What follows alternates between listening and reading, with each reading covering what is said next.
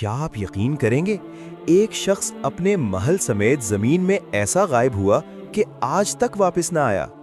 یہ شخص قارون تھا، جو بنی اسرائیل میں سے ایک نہایت مالدار انسان تھا۔ اللہ نے اسے اتنی دولت دی تھی کہ اس کے خزانے کی چابیاں اٹھانے کے لیے بھی کئی طاقتور آدمی درکار ہوتے تھے۔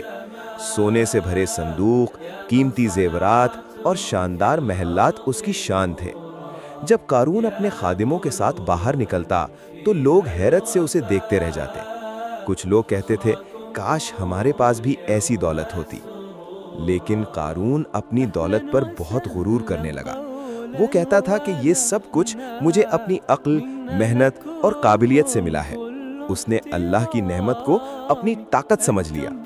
لوگوں نے اسے نصیحت کی کہ تکبر نہ کرو، اللہ کا شکر ادا کرو، کیونکہ غرور انسان کو تباہ کر دیتا ہے۔